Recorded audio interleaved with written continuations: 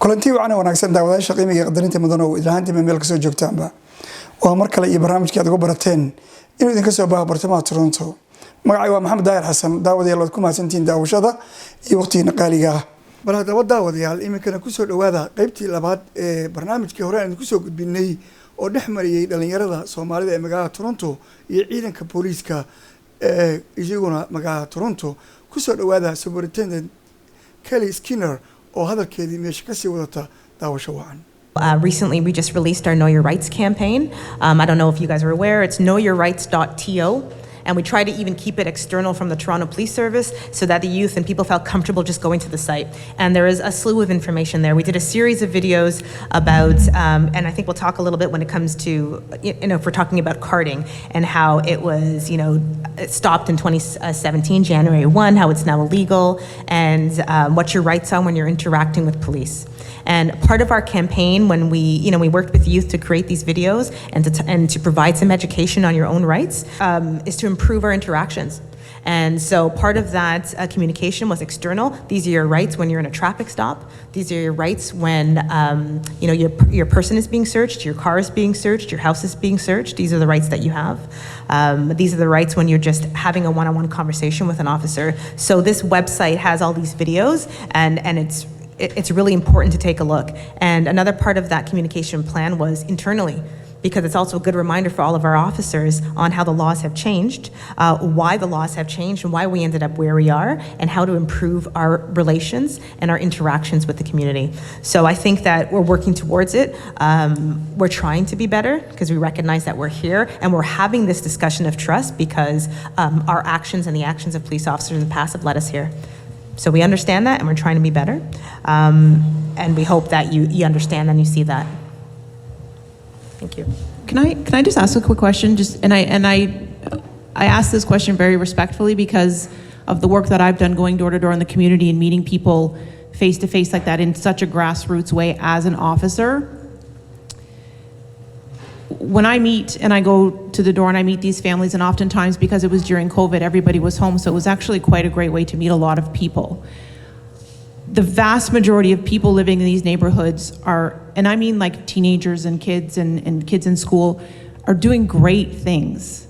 They're like in post-secondary school, they're studying, they're working, it was so interesting for me to do that kind of work. And when I liked your question because you asked, do we realize that that's how you feel? And I want to know, why do you feel marginalized? Because it makes me sad to think that you actually even feel that to begin with in a city like this. Well, I feel like it stems from the stigma that you see a police officer and you're scared. For me, example, coming from a Somali, we're refugees, my parents were refugees, coming to a new country. We're not the dominant people here, we're a minority. We're not treated the best, especially in the 90s. Coming now, we are treated better, everyone's treated better. But you learn from your parents, and our parents were affected by racism. They were lower income people, so they're affected by classism as well. And all of that, and which ties into our education from our families, leads to us believing that we're marginalized because we don't have the same opportunities as other people of our age group, and we have to, or we had, and me right now especially, I have to go ahead and do double what some people have to do to get the same results. And yeah, that's the main reason why I feel like I'm marginalized. It mostly stems from, like he said, trauma that we have either experienced ourselves or we've witnessed. I think the biggest thing is, especially coming from specific areas, like you said, Jamestown, Falstaff, those areas are known for negativity. So anytime we come from those areas, we're automatically afraid that we're going to be assumed as someone involved in these types of activities, and that we're painted under the same light. We're Somali, but we're still black. We might not know that you're not doing towards us, but it's our fear. And there's a psychological thing that stems from that. Same way police officers don't want to believe that we look at you all as the same, as that you're all very aggressive and rude to us. we don't want that same light shed on us. So I think that's where it kind of comes from. There's more of, it's kind of a tennis game if you think of it, you know? We give what we get from Toronto Police. So I feel like the reason why we say we're marginalized is because we've been treated as marginalized. It's so good that everyone's been talking with each other, networking, and being engaged. Mashallah, it seems like we're having a really good discussion. Before we continue on to our questions, I'm just looking for Ahmed, who's going to say a few words before we continue our conversations. Assalamu alaikum wa rahmatullah. Greetings everyone. Bismillah wa salatu wa salam ala rasulillah. We begin by first praising God Almighty and sending our salutations on our final prophet Muhammad, peace and blessings be upon him. As to what follows, I'm honored to be invited to this beautiful discussion, this beautiful gathering. Know many of you, we've worked together before. So just a little bit myself, my name is Ahmed Urur. I'm the Director of Education and Youth Coordinator at Khalid bin Walid Mosque. I'm also I work with Delta Family Resource Center as a pre-release and reintegration worker. I've had the pleasure of working with Scott McKinnon before, Zach, Elder Sheikh, many people here. So these type of discussions and these type of conversations are very needed in our community. As a victim of gun violence myself, and also losing a brother to the gun violence, these type of discussions is something that we really need. And I think, one of the questions that should be asked today, and I would love to get a response from the police as well, is why is there a high level of unsolved cases in the Somali community with regards to other ethnicities when they're much lower? So I would love that. The most common answer we get is that you do not work with the police. You guys don't come out and work with the police, right? But I think we need, even if the people don't work with the police, what is the police doing in regards to coming and solving these cases? And if you look at the Somali community, we've had over 200 to 300 unsolved gun cases in the past 15, 20 years, So what are we doing to stop this? And I thank you all once again for inviting me. Thank you so much. Assalamu alaikum. And I don't know if it's an education thing, a lack of information. Again, we're talking about that disconnect. So the homicides involving Somali youth in 2022 have a 100% solve rate. So we've solved them. So yeah, we have. Last year, we solved 100%. So all of the homicides involving Somali youth last year have all been solved. So there are some cases in 2019 that aren't. And when I first got to 12 Division, and Paul and I both started just in early August, and there was the tragic homicide and shooting that occurred. I see, and I know that you guys don't see this, and I understand that, but I want to get this information about what it looks like. Our homicide officers who are maybe at home, they're on call, they get the call, they go out and they work for maybe 3 days straight. They don't go home. And so they came in and they move into 12 Division. There's a room that they come in and they sit in and they work consistently. And I think we can talk about the breakdown in relationship and the lack of trust and why witnesses might not come forward. We understand that. We're working to try to find ways to provide protection. Maybe, Michelle, this might be a good opportunity to talk about what we try to do for witnesses and sources. But I just wanted to say that we're not here to blame and say this isn't happening because you're not talking to us. Yes, we would solve more when it comes to our shootings. They're unsolved in 2019. I'm only going as far back as 2019. But I don't want to sit here and point fingers and say we understand. We understand why it might not happen. So I think this is a first step in building that trust and relationship so you feel comfortable coming to us, right? But we understand, and I just want you to know that the solve rate is better than you think. And maybe we're not, because we don't collect stats by community, but we're able as officers in a division to say, we know our community at 12 Division. We know if a homicide involves a Somali youth. And I can tell you that calling homicide, and we talked to them before this conversation happened, and that we have the stats and they are solved. So that we're getting better at it, right? I think video probably helps a lot. Video surveillance, there's video everywhere, and that really helps tell a story. And yes, we do need more witnesses and sources to come forward, but maybe we need to do better about telling that story. We do a press release when an arrest happens, but maybe that press release isn't making it to you. Maybe it's hitting a venue or the major media that you guys aren't getting.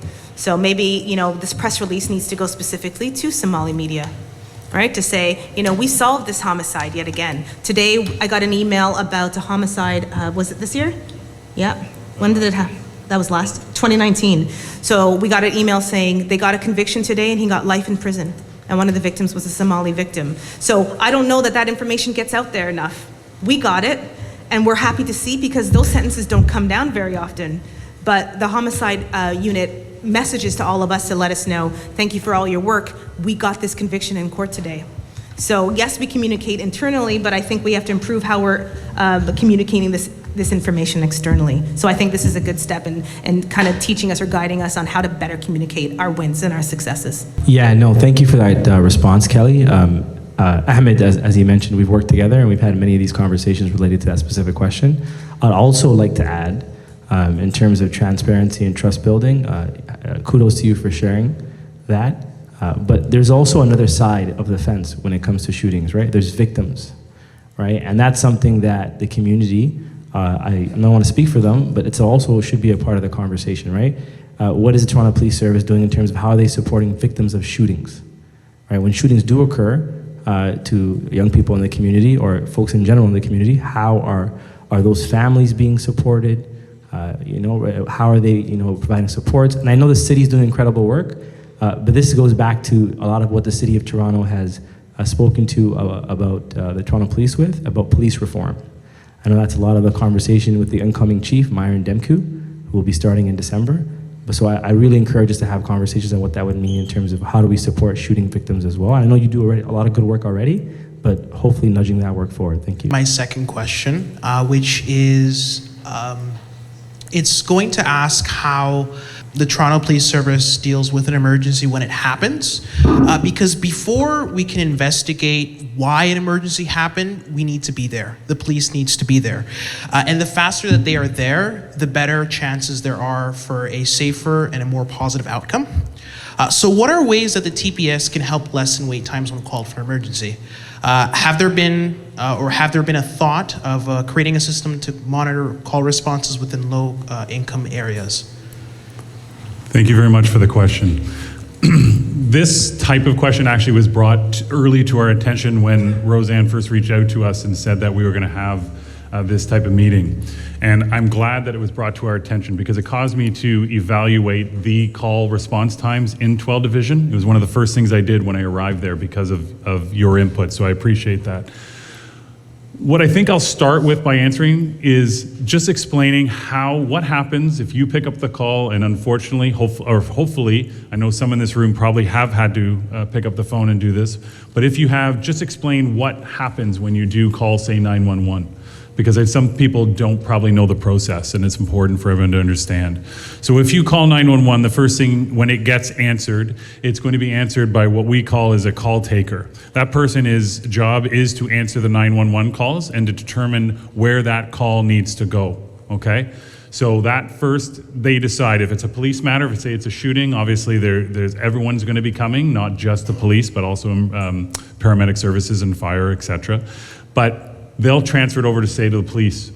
Then that dispatcher, then they decide what division this happened in, and it all goes from there, right? And then the cars get dispatched.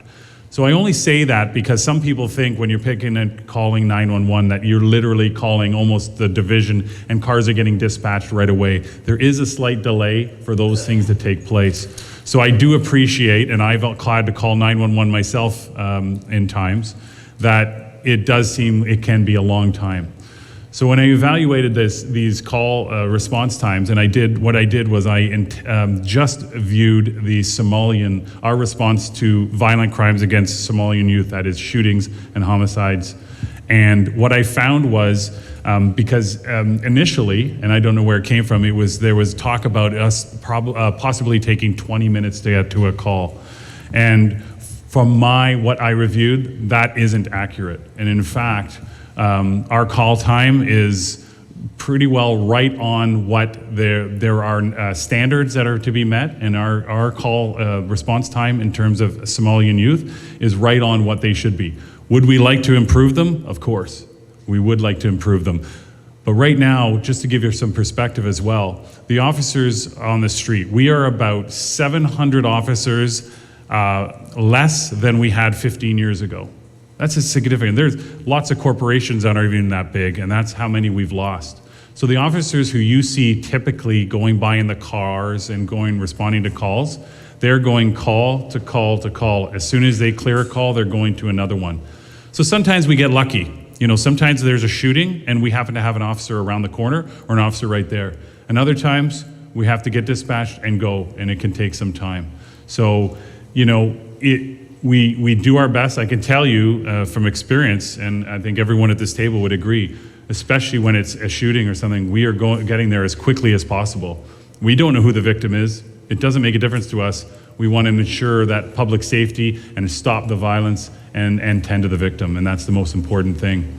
Let me just check my notes. Another thing, just to make note, and it's related to, I said that we have 700 less officers.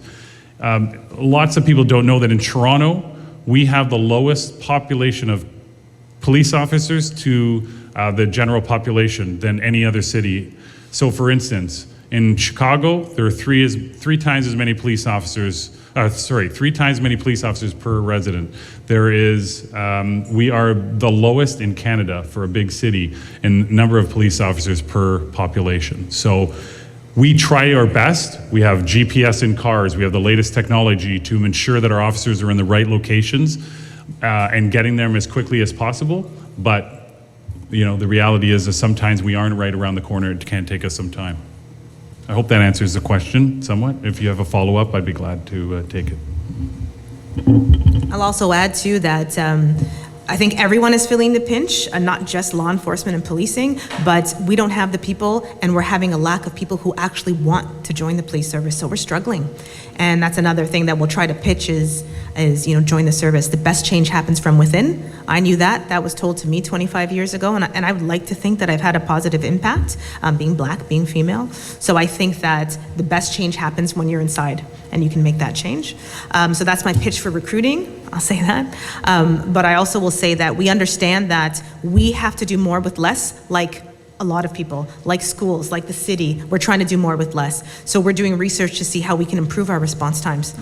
You know, we've done things like disband our community response unit, so we can increase the neighborhood officers, but we can also put more officers on the road so we can get to these calls faster. Because I don't want to say we're at critical numbers, but we're lower than we have been in over the last 15 years. So we are struggling with that as well, but we're doing everything we can in research and trying to find ways to increase our response times. Thank you for that. And I think just before we get into that question, to tie into how you were mentioning that there's like lower number of police officers that are there. So how is it that the Somali community in particular, like youth, get involved in being, maybe if they want to be a part of the Toronto Police Service, as you mentioned, that's something that could happen. So what are some of the processes, resources, or things that they can do? Yeah. And this is something that I think I'll be calling our talent acquisition when we leave tonight and saying, okay, they're recruiting everywhere that they possibly can. And maybe it's, we talk with the mosque, we talk to some youth groups and say, can you invite us to come and speak about, what our career entails, what the benefits are, how having more representation from your community would benefit us as a service. So maybe if we have that ability to show them the process, we have practice sessions. We have practice sessions for women only. We have over 2,000 civilian roles in the police service. So you can contribute to the police service if you're not comfortable being a police officer. There are a myriad of ways that you can do that. And I think that comes with education, knowing the different roles that the service has, right? And how you can do that, even if it's not as a police officer. So I think maybe having those information sessions, right? They have practice sessions all the time. We have information sessions. But again, and I think this is like the theme of the night, there's a disconnect with getting that information out. Yeah. So maybe we need to do more of these or have talent acquisition come out and speak to the different groups about what's available and how to go about getting that information. No, thank you for that. And I definitely agree. I think that definitely is a theme today of just the lack of information, that there's services, there's resources that are there, but it's not knowing how to access it and what to do about it. So thank you for that. And I think that would be a great opportunity to have an information session on that specifically. But we're going to head off to our next question. In terms of our next question, I wanted to bring this back to something that was raised by community earlier in the conversation tonight. As you know, we're entering the end of a municipal election in the next week or so, and there's been a lot of chit and chatter about one candidate who believes that bringing carding back will decrease gun violence plaguing the city. Personally, I don't agree with it. I see Paul shaking his head profusely, which tells me he doesn't agree with it. Legislation at the provincial level doesn't agree with it. So to just wrap things up, how do you see your organization, Toronto Police Service, ensuring that you're communicating effectively to community if there are concerns that members of our community who are marginalized, who are black, who are from the Somali community do feel like they're being targeted, carded, or disproportionately impacted by certain enforcement efforts? How do you dispel their concerns and ensure that you're communicating effectively about this practice never returning to the communities across Toronto? Thank you. Thank you. And I think people will say a lot to try to get elected.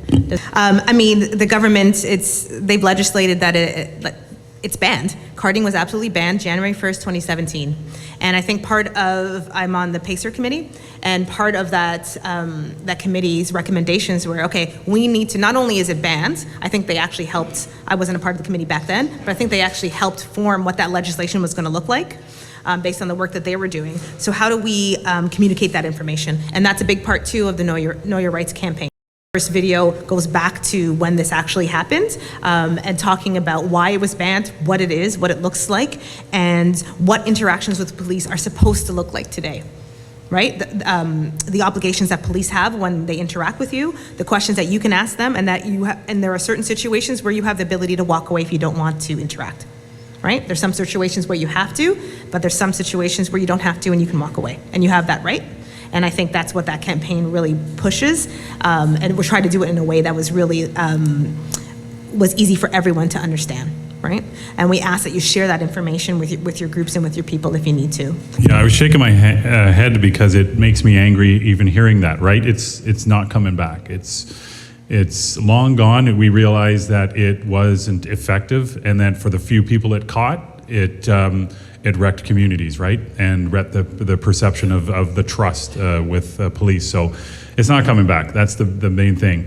It is important to note that there are times when police can ask you personal information, right? So at this time, when you're at a traffic stop, if you're driving, if there's a search warrant, if you're being detained or arrested, those are times when people must give their information, and a police officer should be explaining that. But carding is not coming back in like that. There's no place in it for in 2022.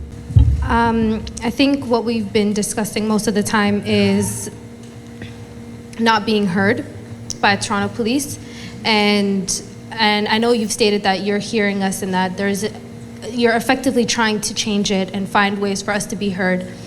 And I think the question is more, and you know this, that we're less likely to report a crime, we're less likely to be as cooperative as you'd like based off of trauma and our experience. So the question is, Somalis are less likely to report a crime due to the harsher punishment that minorities often face. How can Toronto Police Services build a relationship where Somali voices can be heard outside of hearing, we hear you? Is there an effective plan that has been made for you guys to actually hear what we're saying and it's being written down and there's an actual record of it? So we discussed our equity, inclusion, and human rights unit and how it was one of the first that a police service had created. And I think we needed to hear that voice, right? That non-law enforcement voice to say, you need to communicate better. We need to have more input from the community. And they tell us how we're doing it, if we're not doing it right, and how to do it better. So maybe I'll have Roseanne answer. Thank you. Good evening. Hello, all. So my name is Roseanne Bailey. I'm with Equity, Inclusion, and Human Rights. I am they've got this new position called Diversity Inclusion Specialist. I joined the service in 2019, October, just ahead of us rolling out the race-based data strategy. And so does everybody know race-based data strategy? Have you ever heard of it? Again, So the Ontario government had legislated the mandate for all justice sector, including corrections, prisons, parole, all police services throughout Ontario to start collecting race-based data. The race-based data was in an effort to start taking a look at systemic racism. It wasn't trying to see if there was systemic racism. It said that there was, we just needed to figure out what the numbers or what did it look like. And so within that, they looked at one, which was the use of force, and the other one was officer perception. So officer would look at me, they would say I was a black female, and the idea was if an officer's perception of my race had an impact on the use of force that they used on me in the process of being arrested. And so the use of force is anytime an officer takes out a revolver, their weapon, discharge or no discharge, they have to fill out a form. And I know that was said earlier. Same thing with the taser, discharge or no discharge, they still have to fill out a form. Any of their batons still have to fill out a form. Any open hand technique that requires medical attention, they have to fill out a use of force form. And so Toronto Police Service went a little bit further and they added strip search. Now, this was not something new that the Ontario government was doing. Communities have been asking for race-based data for over 40 years. Academics, activists, everybody has been asking for that because they said that there was systemic racism and we need to figure out how to do that. So within the Ontario government, they've basically said, you need to start collecting it. So January the 1st, 2020, we started to collect race-based data on use of force as well as strip search. That came out of a report by the Ontario Human Rights Commission around breaking the golden rule that actually showed an overrepresentation of blacks as well as indigenous communities when it pertained to strip searches. So those were the main two things. So Toronto Police went a little bit further. As of June, we have just released the results of our 2020.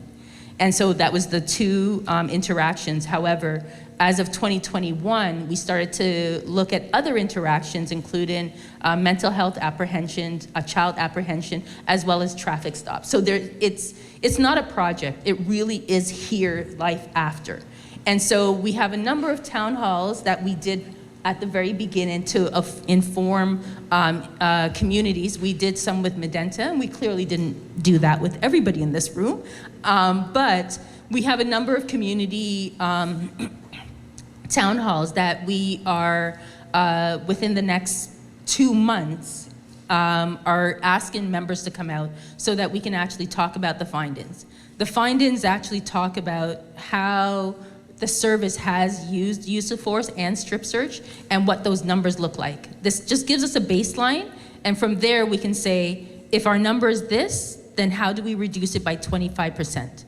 So it gives us a numbers to be able to now judge and be able to do that. But in that is also an accountability process. So out of the findings came 38 recommendations internally that Toronto Police and the Equity, Inclusion and Human Rights with community partners as well as the community advisory panel have put together to be able to say, you know what, these are the things that needs to happen internally to make sure that those numbers go down. We've seen changes in policies and procedures that have decreased the amount of strip search that we've had, and now we're taking a look at what needs to happen with our use of force as well.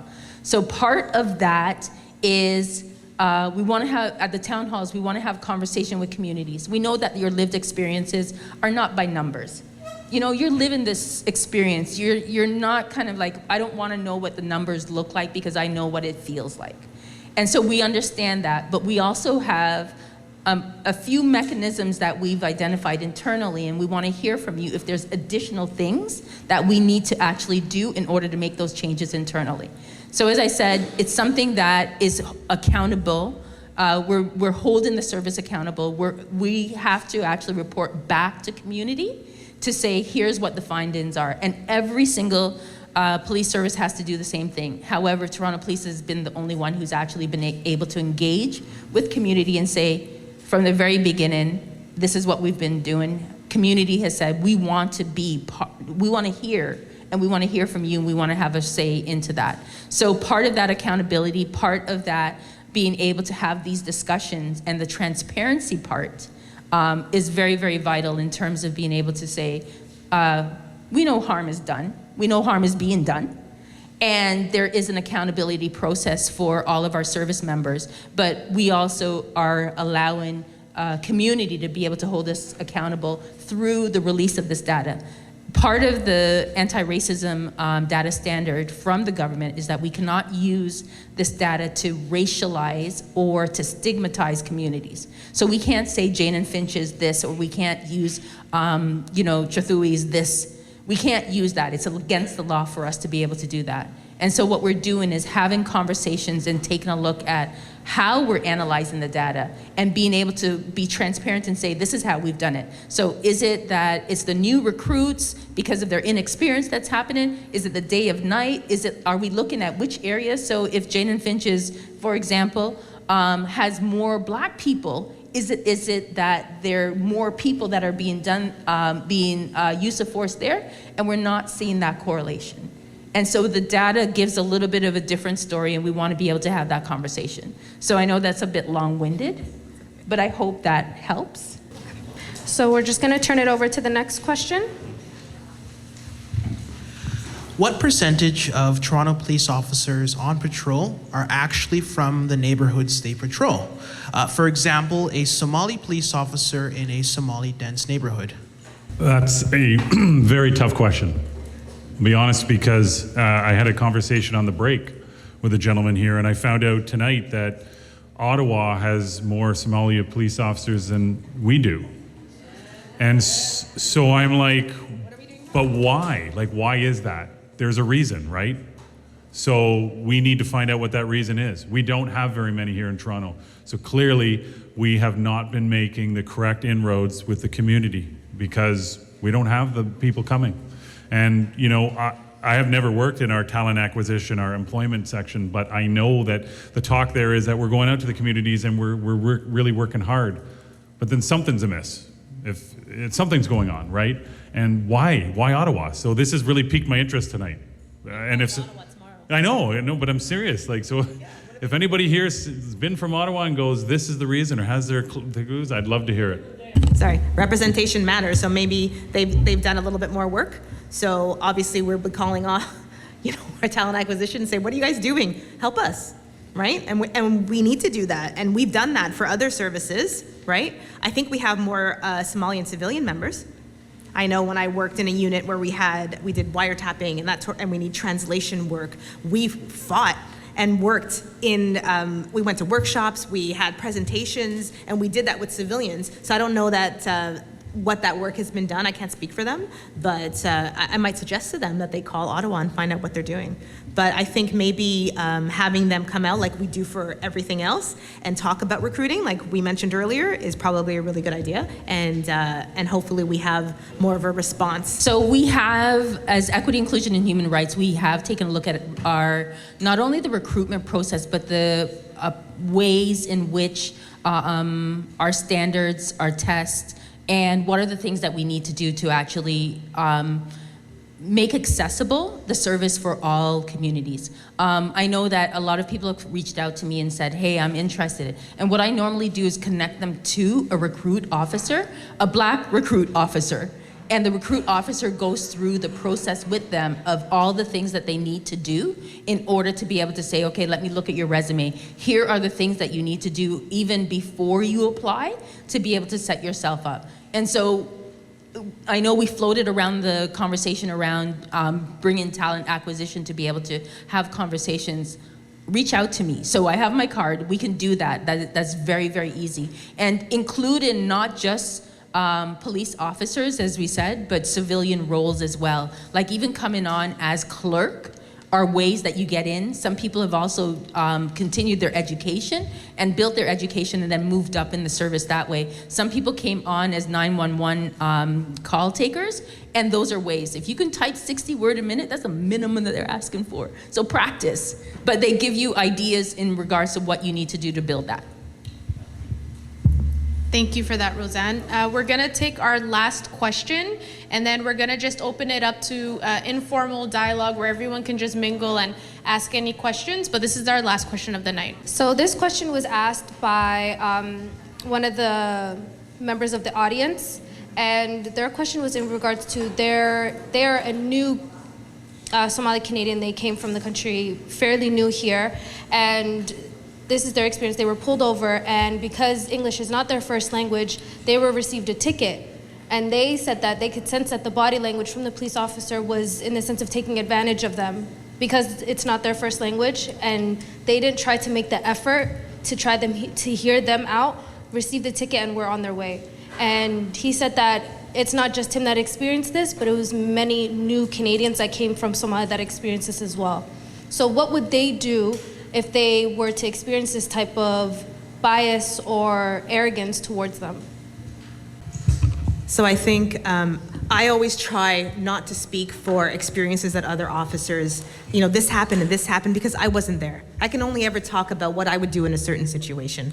What I can say is that incivility is a huge complaint, right? That still happens amongst law enforcement, I think, everywhere. And I always say that you can do something, still do your job, do enforcement, and still let people have their dignity, right? And I think that's what we really do push. And I would say 99% of officers do that. But if that one person, your one interaction is negative, that influences you for the rest of your life and the people around you, right? So we talked about trust, how it comes in. It takes a very long time to build, but it can be lost like that. تدو مدحدا ururka Today ka mid tahay oo barnaamijkan soo qaban qaabiyay waxa iga warantaa bal muhiimadda kulamadan oo kale bulshadana u leeyahay kulankan waxaan u soo qaban qaabinay muhiimadiisa koowaad waxay ahayd inay is arkaan ama su'aalo u weydiiyaan dhalinyarada youthka iyo askarta booliska magaaladan maadaama ay yihiin dadka aad iyo aadka maalmahan dambe ka dhaxeeyo arrimo badan oo ah dhalinyarada Soomaalida oo booliska la diilgareen toos ula diilgareen marka waxaan isku daynaa maanta in aan hor fariisino dhalinyaradii Soomaaliyeed iyo askarta isoo fariisano ay si su'aalaan ayna iska jaahil bixiyaan waxyaalaha mugdiga ku dhex jira labadooda arinta dhibaatooyinka haysta dhalinyarada dilalka iyo wax la midka maxay iskaashigooda labada dhinac ka qaban kartaa waxay ka qaban kartaa maadaama ay tahay horta waxa la yiraahdo crime-ka ama dambi falka uu nolosha guud ahaan saameeyo wuxuu saameynayaa xaafadda iskuulkeeda waxbarashadeeda wuxuu saameynayaa shaqada wuxuu saameynayaa waalidka oo walwal ku jiro wuxuu saameynayaa dhalinyarada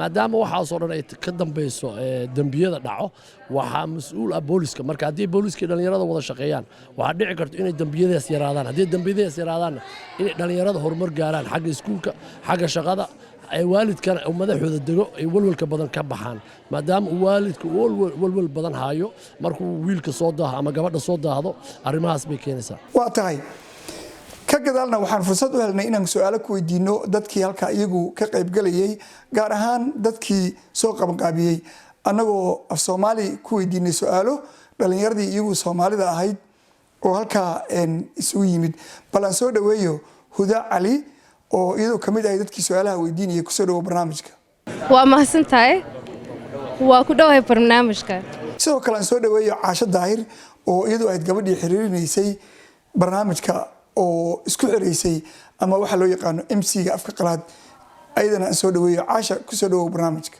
waa mahadsantahay waxaan kaloo u mahad celinayaa Wacays iyo Zakariya iyo dhammaan dadkii kale halka ka soo qayb galay bal waxaan jeclahay su'aashan inaan weydiiyo Caasha Daahir barnaamijka waad aragtay wuxuu ahaa waad soo qaban qaabiseen waad diyaariseen sidee baad u aragtaa barnaamijku siduu ahaa ama maxaa idin ka soo zaa'iday bal wax yar dadweynaha wuxuu ahaa barnaamijku la qaybsan so maanta programka sida u sameynay ma sha Allah sidoo fiican uu yahay dadka oo Soomaalida keensanay iyo dadka police inaan ka hadalno programka issues oo community haysano maxaa waaye what is the issues oo dadka Soomaalida facing youth ka dadka oo corona the gaps called Somali with the police because they kuhaystaan ka hadlaynay masha Allah 1 hour and a half almost 2 hours asla hadlaynay with the police in 12 division and ka hadalno maxaa noo muhiim in police ka noo sameeyaan maxaa u baahannahay as a community dad oo muslimaan nahay dad madow aan nahay maxaa naga u baahannahay and alhamdulillah dadka from the Toronto police Kelly Paul iyo kuwa from the city of Toronto I know hadal no sameynaya alhamdulillah I know jawaabayaan for the program maanta waa tahay af Soomaaliga waa runta waa adag yahay marka loo eego dadkiina halkan ku dhashay laakiin inaad barataan oo aad ku hadashaan waa wax aad iyo aad u qiimo badan waa tahay haddana aan soo dhaweeyo Huda Ali Huda maxaad noogu sheegi kartaa barnaamijkan waxa uu ahaa su'aalaad weydiisay badan adiga iyo asxaabtaada kale bal barnaamijku wuxuu ahaa wixii aad ku aragteen jawigu sida u dhacay dadweynaha la qaybso. muhiimadda waxaa waaye inaan soo dhaweyno dhalinyaraha iyo booliska inay na maqlaan wixii ka socdo magaalada Toronto, gun violence iyo ilmo cunug inay isdilayaan ma rabno. waxaan rabnaa inaan nolol muhiim inaan ku socono oo dhib raadsanin. waxaan rabnaa inaan culays ku saarno Toronto Police inayna maqlaan inaan ku sugno war iyo socod.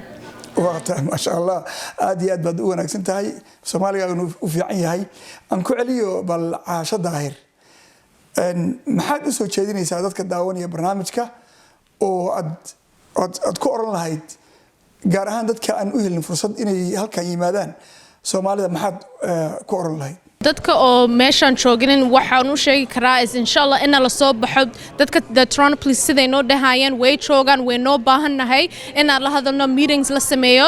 The biggest thing is hadalkaaga ku roon in hadalshid to say maxaa u baahan tahay to speak out resources ka ay haystaan website ka dhan inay information kaas dan haystaan in la soo qayb galo information kaas la helo dadka la weydiisado in si fiican isla taagsano sidaas aad qof kasta u sheegi karaa. waa tarwaan gartay si weyn baad u qeexday.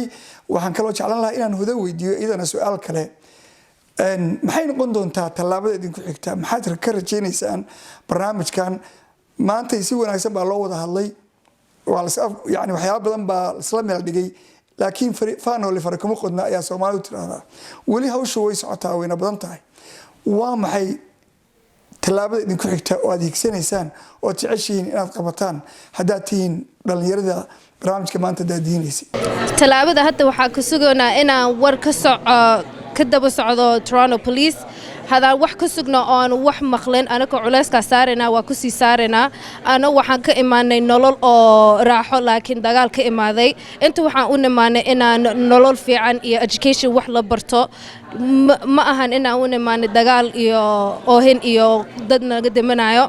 waxaan rabnaa inaan culays sii saarno aan ka sii saarno aan ka daba socono inaan war ka sugno Toronto Police. waa tahay huda cali aad iyo aad baad ugu mahadsantahay waqtiga qaaliga aad siisay maanta. adaa mudan. sidoo kale caasho daahir waad ku mahadsan tahay runtii barnaamij fiican baad qabateen aad baad ugu mahadsan tahay waqtiga qaaliga aad siisay. adaa mudan. bal waa tahay iminkan aan soo dhaweeyo Cabdifataax Marayare oo isagu ka tirsan dadka degan magaalada Toronto oo runtii ii sheegay inuu maanta arkay wax cusub.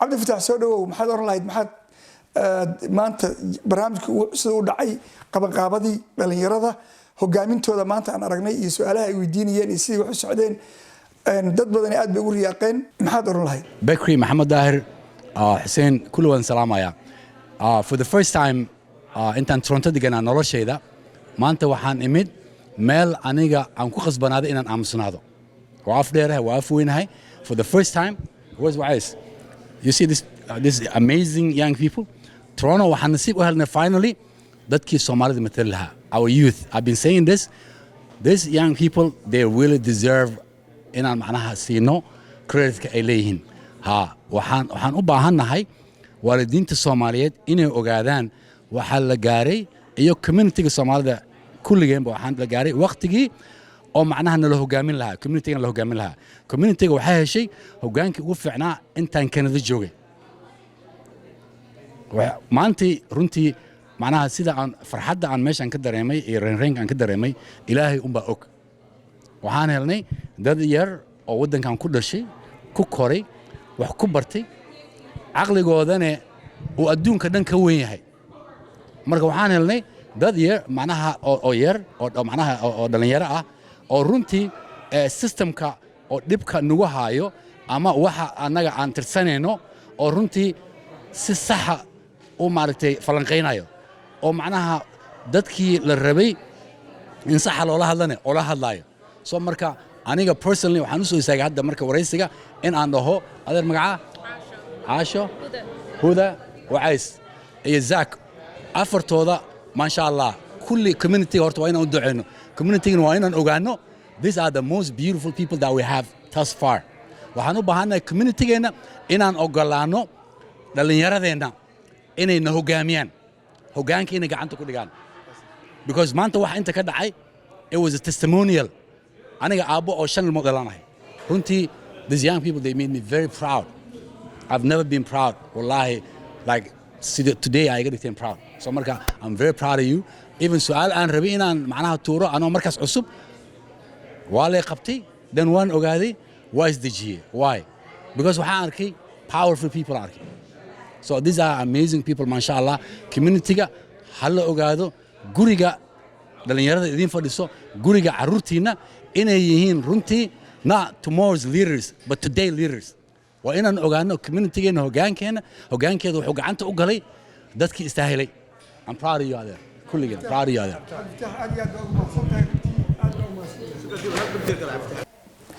waa tahay runtii waa wax aad iyo aad u wanaagsan waana wax muhiim ah dadku is arag ka hor afgarad kama horeyn baa la yiri in la is afgarto waxa ka horeysa in la doodo la wada hadlo qolaba waxay tirsanayso inay u gudbiso qolada kale runtii ciidanka booliiskana aad baan ugu mahadcelinaynaa maalinka waxay soo bandhigeen waqti badan inay siiyaan sheegeenna inay diyaar u yihiin barnaamijkan iyo kuwa lamida dadka isqabanqaabiya ama ururada iyo dadka lamidka ana diyaar baan nahay bay yiraahdeen in aan la kulanno wixii mugdi ku jiraan aan ka bixino waxay si weyn uga hadleen gaar ahaan saraakiisha halka isugu timid sharciyo badan inay isbedeleen waagaag waxa la soo gaaray gabagabadii barnaamijka taxanaha muuqaalka Soomaalida waa barnaamijkaagii waa barnaamijkeygii waa barnaamijkeenii waxaan kaga tegaynaa intaan dib u kulmi doono daawadayaal ubadkiina af Soomaali kula hadla